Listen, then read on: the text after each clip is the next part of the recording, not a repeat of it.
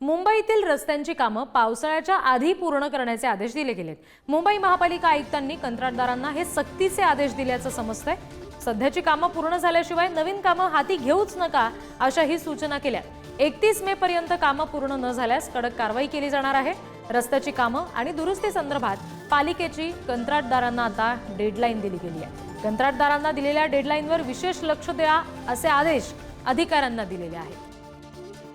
आणखी तपशील घेऊयात पुन्हा एकदा प्रतिनिधी शिल्पा यांच्याशी बोलून। शिल्पा, कंत्राटदारांना नेमक्या काय सूचना आता आयुक्तांनी केल्याचं समजतंय?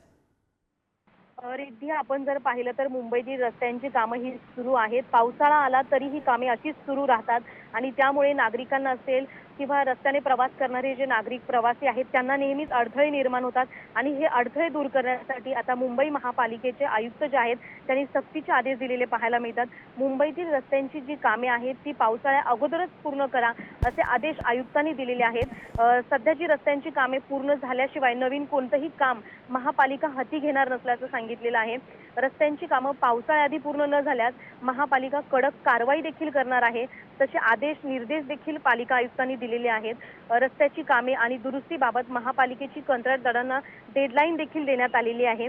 31 मे पर्यंत रस्त्यांची कामे संपून घ्यावी, नाहीतर कारवाई करण्यात येईल असा आयुक्तांनी इशारा देखील दिलेला आहे। त्यामुळे आता पावसाळ्यापूर्वी ही रस्त्याची कामे पूर्ण होतात का हे पाहणं देखील महत्त्वाचं ठरेल। 31 मेची जी डेडलाईन आहे ती डेडलाईन पाळली जाते का कंत्राटदारांकडून ते देखील महत्त्वाचं आहे। रीती जी शिल्पा, धन्यवाद दिलेल्या सगळ्या माहितीसाठी।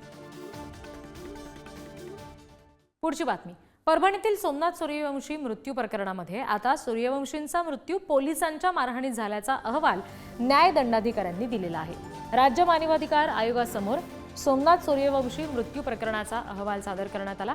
मानवाधिकार आयोगाकडून प्रकरणाची गंभीर दखल घेतली गेली आणि पोलिसांना नोटीस बजावलेली आहे।